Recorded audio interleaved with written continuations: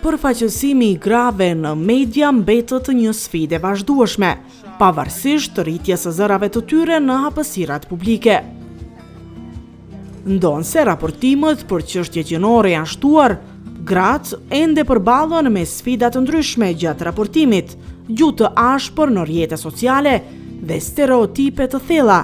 të cilat ndikojnë drejt për drejt në pjesëmarrjen e tyre në vendimarrje dhe në sigurinë e tyre mediatike.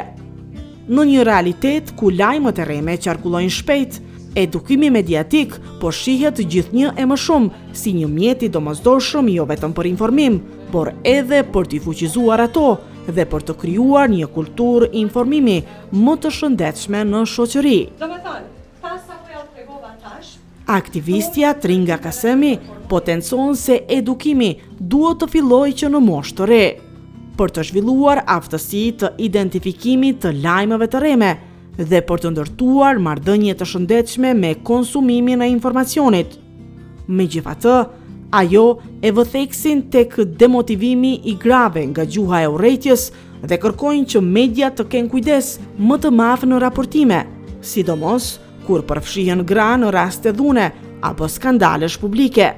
Edukimi mediatik sigurisht është shumë i rëndësishëm për gjitha komunitetet, jo vetëm për gratë, mirë po është shumë i rëndësishëm për grupet e marginalizuara me të cilët edhe ne punojmë çdo ditë, për arsye se kanë më pak informacion dhe kanë çësje më të dobët ndoshta në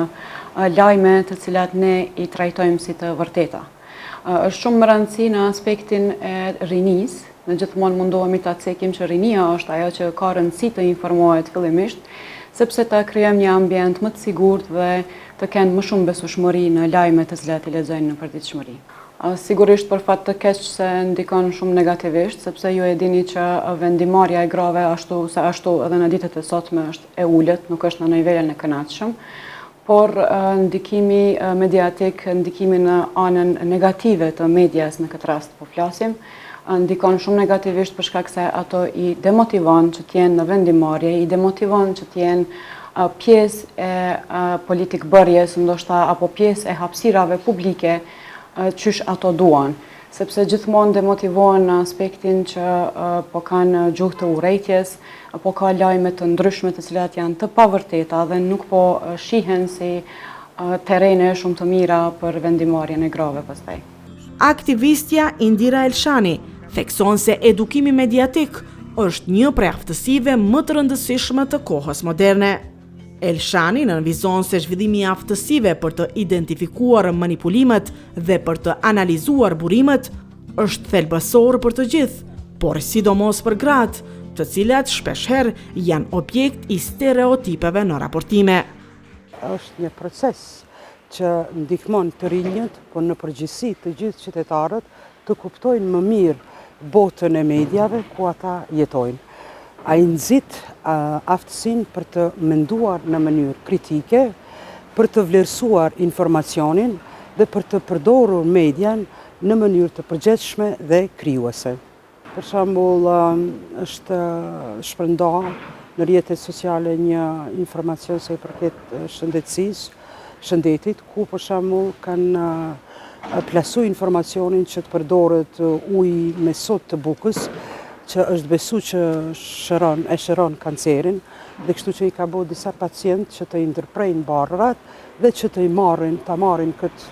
kur natyrore, dhe kështu që është pa dhe është vërtetu që do të thotë kjo nuk ka qenë informacioni saktë. Gazetarja Nora Gjuzi thekson se mediat kanë rol thelbësor në fuqizimin e grave, veçanërisht atyre nga komuniteti rom, ashkali e egjiptian, të cilat sipas saj përballen me sfida të dyfishta dhe stereotipe të padrejta.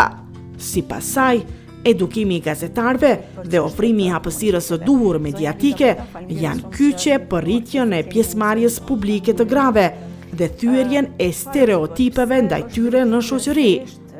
Duke ditë që media është pushteti i katërt, edhe në këtë rast media ka një rol shumë të rëndësishëm në ngritjen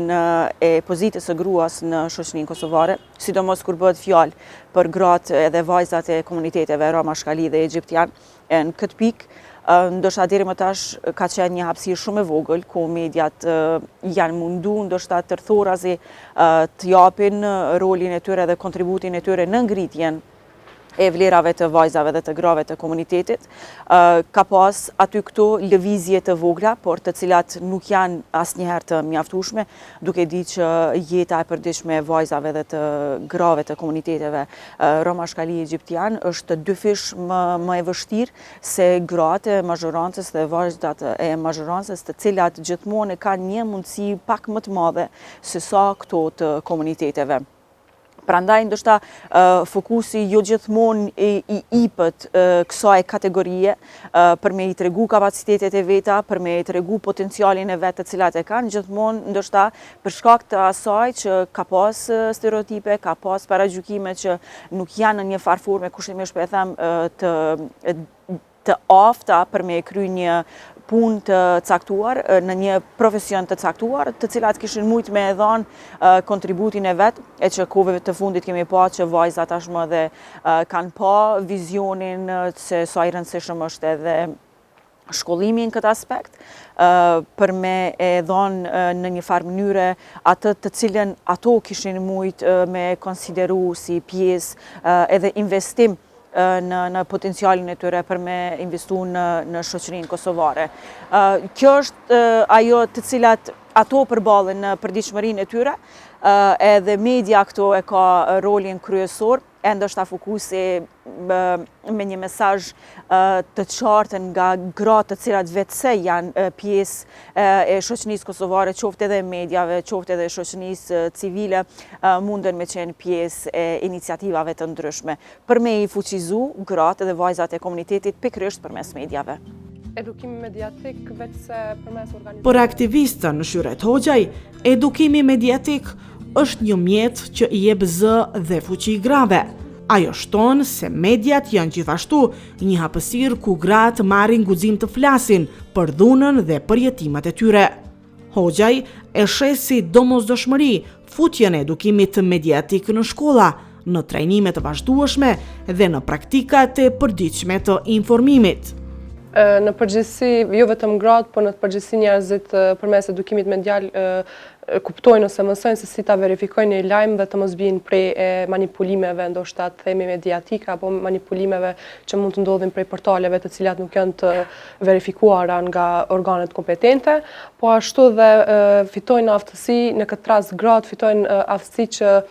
në mënyrë të edukimit medial të mos bijnë prej ndoshta edhe manipulimit gjinor dhe politik. Edhe në këtë rast çka përfitojnë gratë nga edukimi medial është që